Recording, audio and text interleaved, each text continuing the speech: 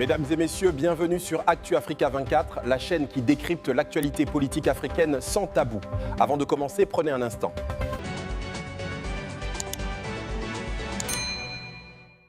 Les vieilles de nos villages, les vieilles les jeunes, tout le monde sait que la France a... Est-ce que c'est pas exagéré la France a les yeux rouges contre ce qui se fait dans les pays de l'AES. Russe accuse la France dans la tentative de coup d'État de janvier. Le service de presse du service de renseignement extérieur de la Fédération de Russie aurait alerté les pays du Sahel à faire attention parce qu'ils seraient dans le viseur de la France et qui essaye de les déstabiliser à cause du revers qu'elle a subi justement dans ces pays du Sahel, surtout en Afrique de l'Ouest de façon générale.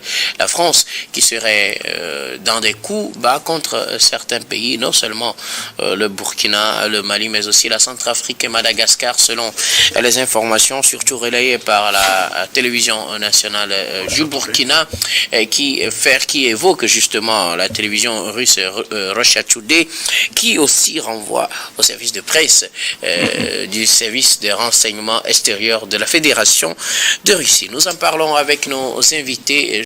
L'opinion africaine de ce que la France veut reprendre la main dans les pays où elle a perdu son influence. Et c'est malheureux.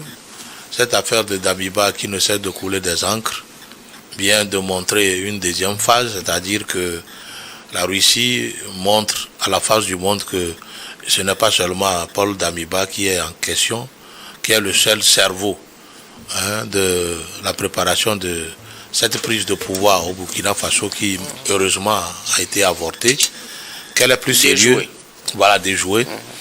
Et donc, qu'il y a plus sérieux en la matière, surtout la France qui veut reprendre la main dans tous les pays sahéliens, c'est-à-dire qu'on n'aura plus l'AES, même si on va avoir l'AES, c'est la forme soumission à la France qu'on aura, et y compris la Centrafrique et le Madagascar. Centrafrique, pourquoi? Parce que la Centrafrique qui a commencé par s'ouvrir à la Russie, et dernièrement c'est le Madagascar qui a fait aussi appel à la Russie pour que la Russie puisse alors intervenir dans sa sécurité, la protection du territoire.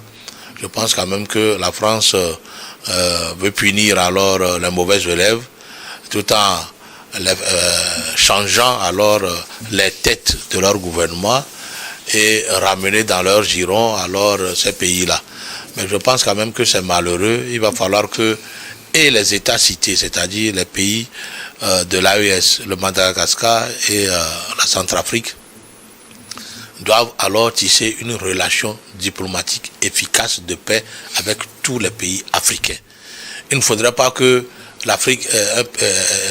les Africains commettent alors la bêtise qu'elles ont eu à montrer à la fin, qu'elles ont commise avec Mohamed Kadhafi. C'est-à-dire que quand tu veux toucher à la tête au chevet d'un président africain, tu vas voir sur ton passage tous les autres chefs d'État et tous les peuples africains, pour que ça ne se passe plus jamais. En fait, la France veut tirer alors ses profits de l'Afrique, et la France nous prend les Africains comme nous sommes au Moyen-Âge, ou au temps des singes, où on peut venir alors nous imposer, faire de nous ce qu'elles veulent. Non, si Emmanuel Macron a mis en difficulté alors les industries françaises, ce n'est pas en Afrique de venir trouver alors des cobayes pour redynamiser l'économie française. Avec la France, la collaboration ou la suprématie de la France, le partenarialisme, c'est déjà fini là. Il faudrait que la France, Emmanuel Macron, comprenne ça. Ce n'est pas avec le coup d'État. Donc, il va falloir que nos pays se donnent la main, et les populations de tout pays africain alors se donnent la main pour protéger alors surtout les chefs d'État des pays sahéliens, centrafricains et malgaches. Parce que si nous arrivons à les préserver des affres de violence de la France, je pense quand même que c'est l'Afrique qui va gagner. La France veut tuer dans l'œuf cette révolution.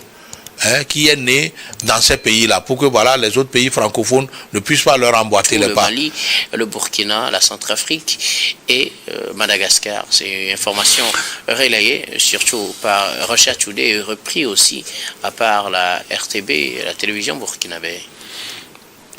Est-ce que ça étonne? Moi, ça ne m'étonne pas.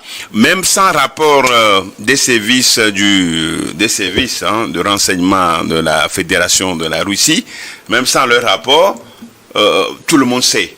Tout le monde sait, tous les Africains savent aujourd'hui que Emmanuel Macron ne dort pas parce que les trois pays, le Mali, le Niger et le Burkina, sont sortis de sa domination. Et encore moins.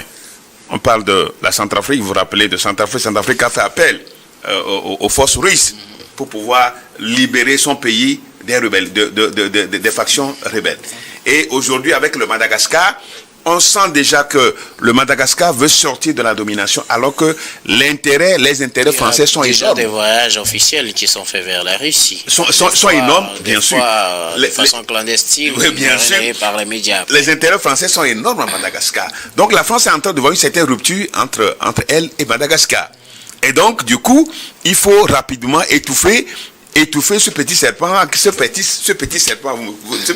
qui est en train de naître à Madagascar, donc qui va s'allier naturellement au pays de l'AES pour faire bloc contre la France. Ça n'étonne personne. La cible pour Emmanuel Macron et certains chefs d'État d'Afrique, comme il a dit tout à l'heure, parce qu'on sent qu'il y a certains qui ne sont pas dans cette dynamique de la révolution africaine, et ces dirigeants seraient certainement de mèche avec la France pour déstabiliser les autres pays, notamment les pays de l'AES. Donc du coup, aujourd'hui, ce qu'on voit, quand vous voyez par exemple le Burkina, un pays qui est en difficulté avec le terrorisme, qui lutte contre le terrorisme, au même moment qui annonce on sent un certain comment on l'appelle, des projets de développement. Aujourd'hui, avec, quand vous prenez par exemple l'autoroute Ouagadougou-Bobo-Dioulasso, parce que 400 km autoroute, 400 km, qu'un pays qui est en guerre contre le terrorisme. Plus de 2000 motos aux forces de sécurité. On n'a jamais vu des choses comme ça. On a vu la France offrir des vélos, des bicyclettes au pays. Des vélos et des bicyclettes au pays pour le renseignement.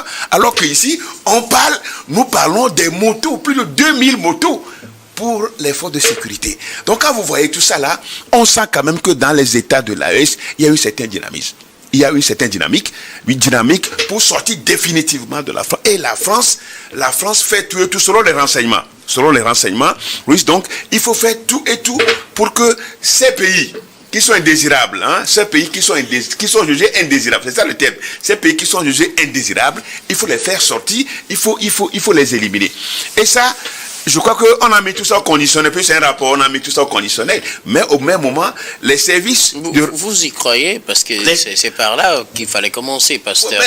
Parce que on sait que la Russie et la France... Je ne suis pas en train de voir, je ne vous coupe pas, je ne veux pas vous couper, je ne veux pas vous couper, je ne vous coupe pas, mais on sent déjà que les services de renseignement russes ne peuvent pas se lever un jour et prendre un rapport comme ça.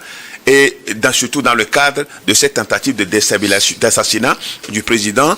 Vu que les intérêts géostratégiques sont élevés sur le continent africain, est-ce que tous les coups ne sont pas permis? Oui, mais c'est vrai que tous les coups sont permis, mais aujourd'hui, c'est pourquoi je dis, même sans rapport du service de renseignement russe, on sait ce que la France serait en train de préparer contre ces trois pays. Ou bien finir avec éliminer un d'entre eux, que ce soit. Et le plus en vue, aujourd'hui, c'est le jeune homme. Le jeune homme, c'est Ibrahim Traoré. Il faut en finir avec le jeune homme qui éveille la conscience, qui dit toutes les choses et qui donne de l'insomnie. Qui donne de l'insomnie à la France. Donc avec Assimi Goïta et le général Tian. Donc aujourd'hui, il est clair que la France est dans la dynamique de déstabiliser ces pays. La question n'est pas de savoir si ce que les services de renseignement russes disent est vrai ou pas, mais je dis que tout citoyen, même les vieilles les vieilles de nos villages, les jeunes, tout le monde sait que la France a... Est-ce que c'est pas exagéré parce la France a les yeux rouges contre ce qui se fait dans les pays de l'AES.